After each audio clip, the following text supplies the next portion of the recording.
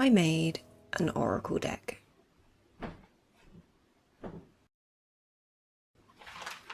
I didn't really intend to make a deck, it just kind of happened. Am I happy I did it? Yes. Would I do it again? Heck no. And here's why, if you're considering making one yourself.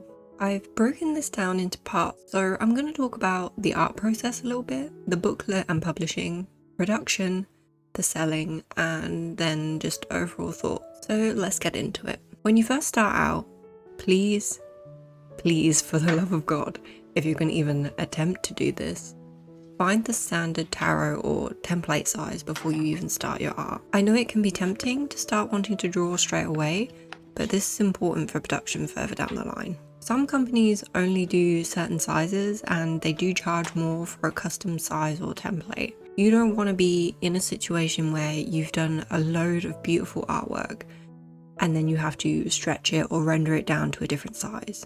That is the essential place to start. Decide your size and your border size and the space for the text beforehand. This can save potential problems for later on. There are free templates out there online that you can use as a guide. That's what I did. And now you've got that down, you can paint, draw, collage, go on and do your art thing. I decided that I didn't want to do a 78 card deck because one, that's a lot of work and commitment, and two, I didn't really see it working for my particular deck theme, so I took the major arcana as a loose reference. But my deck is still more of an oracle deck. I guess I should probably introduce you to my deck. So here she is. Ain't she a beauty? The house or home oracle is inspired by my love of old houses. And at the time I was on the hunt for a deck that was more themed towards historic homes, but I couldn't really find anything. And so the thought popped into my head, why not just make one? It started out as something that I wanted as a buyer. It wasn't until about halfway through that I thought about adding the message draw cards, and I'm glad I did because they made such a sweet addition and I think they really complemented the finished product. My deck also comes with a booklet, not all indie decks do, which leads me to the publishing segment of this video. I imagine most of you out there won't do this part because you don't necessarily have to. I was actually very on the fence about making a guidebook. It was a whole other project within itself. I did a bunch of research and looked at what other people had done, even bought a deck or two to see the types of formats that were being used. I looked at reviews from customers as well. One particular deck used a certain way of organizing their booklet that wasn't popular. This really didn't work and many people complained that it was too complicated. So I would say go and look at others to see what they do, but also what to avoid in terms of booklets. Keep it simple and clear because at the end of the day, its purpose is to be helpful whilst reading. So you just want to be able to find the information easily. I did all the writing, I formatted the book myself. I used the card template size, which honestly probably is the easiest way just to use your card size, although keep in mind it's going to be pretty small, which was okay for me because I was keeping my explanations very to the point anyways. You have your intro page where you can put copyright, ISBN code, which I'll get to in a minute. Then contents page, I recommend having a picture of your card, but you don't have to save money. You could just do like a leaflet instead of a booklet, which is an option for less pages. I can't remember what the minimum page was, but you can ask your print company. And I also added a thank you page at the end for everyone who helped and supported me, which included the lovely Mia who edited and was a second pair of eyes for me. Thank you, Mia. After all that, the question is, do you want to publish or just leave it as it is? Of course, you really don't have to if you really don't want to, but if you do want to have your deck or guidebook published though, I'm gonna discuss this. But if you don't need this info and you want to skip ahead, that's absolutely fine. So getting signed up with a publisher or publishing house, they will of course handle the majority of some of the aspects I mentioned before, like the book formatting and such. It can be very difficult to get a publisher as there are certain requirements you have to meet to even submit to them. And if you're just an average Joe or Jane like me, who never published before, doesn't have a background in the art world or other qualities that they may want, and you just want to make this deck to say sell on Etsy, then more than likely you'll probably have to go the self-publishing route. But do not feel overwhelmed by that if you would still like to include a published guidebook. Now, the self-publishing stage I thought was going to be the hardest. Boy, was I wrong. Once you get your head around it, it's pretty smooth sailing. Publishing is an industry that is in a constant state of change. It's always adapting, and that's why it can be confusing and hard to navigate. I'm going to keep it super simple, and I wish I had known this from the start, that someone had just clarified this for me. You mainly need an ISBN, which will register your product or book. Tarot and Oracle decks are an odd one, because in a lot of cases they fall under both the categories of playing cards and books. When I was first looking at where to sell, I spoke to Amazon and they seem to group it into more as playing cards than a book, which makes sense because the books are typically an addition to the cards. With books, Amazon Publishing will create an ISBN for you for free. However, I decided I wasn't going to sell there, and so I decided to buy the ISBN myself. In your country of residence, there will be a company that stores and sells ISBNs, and anyone can submit to them. All you need is a name. If you want to include your name or a publishing name that you've made for yourself, then you can buy these codes. They even come in bundles, so say if you're a writer and you want to buy 10 in one go because it's cheaper, then you can do that. So that is what I did. They usually cost around about £80. I remember buying it and thinking, oh god, I don't think I've ever spent that much on a bunch of numbers.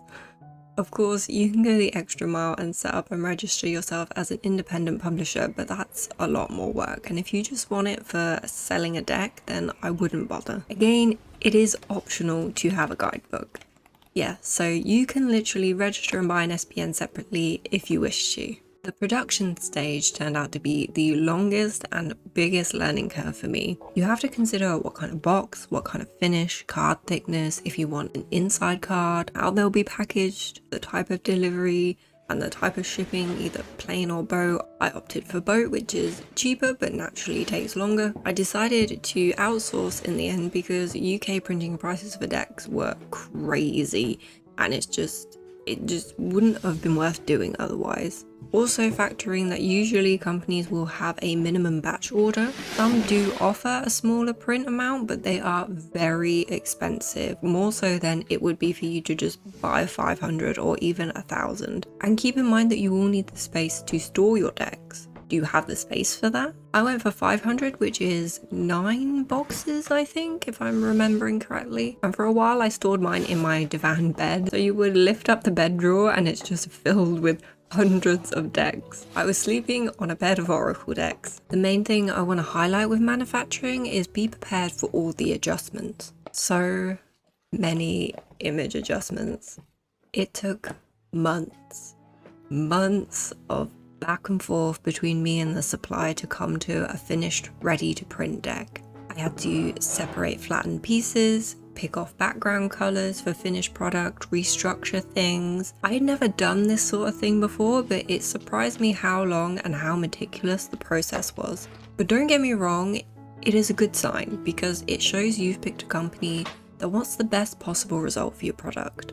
It can just naturally get a little frustrating after a long period of time. It got to a point where I thought I would never have it good enough to actually make it. But after all the tweaking and confirming, they were happy to go ahead and do a print test. They sent me photos and it was like all that hard work was finally coming together. Then it was holiday season and they shut the factory down for a month. So I had to wait patiently for them to reopen just as they gave me the green light. But it's all good, it's all good. They had them printed really quickly, shipping went out smoothly, and they arrived with no problems. The day they arrived, I was so excited, I made sure to stay home. But it wasn't until opening the first box, it was that mixture of relief, excitement, and pride that I'd actually done it. It was here in my hands. And then the, oh god, am I even gonna sell any? Selling, honestly, my goal was if I can break even, I'll be over the moon. And I'm almost at that point now. It's not too far. It's been about 2 years. Craziness. I've had months where it's been really good and others that I just didn't sell any at all. It's up and down, so be mindful that it's not guaranteed to be a stable source of income. Always think before you do it, if I don't earn that money back, is that okay? On a good month, I sell 4 or 5 decks, which to me is amazing.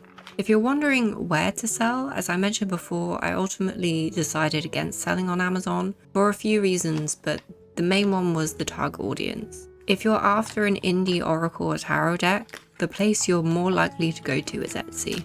It's just where most of that audience is. That's the place I would recommend, but there are other options out there that possibly don't take as much in terms of fees, but really Etsy is providing the footfall that you need for customers to find your deck.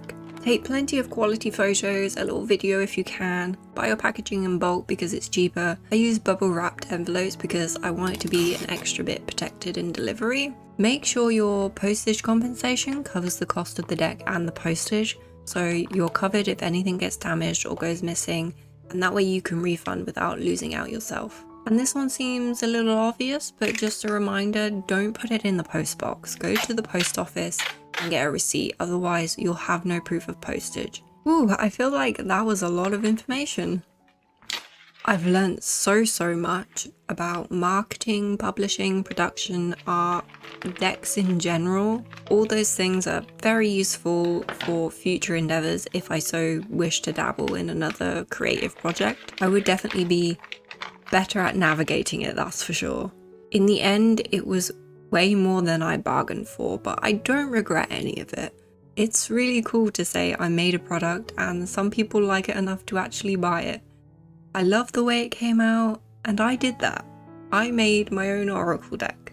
I hope this was insightful and hopefully answers a few queries or two that you've had, or if you're just generally interested in the subject. Thank you for watching, and let me know if you're wanting to make a deck or in the middle of making one. I would very much like to hear about it. Oh, and I guess I should tell you that if you want to check out the house or home deck, I will link it in the description box. That would be helpful.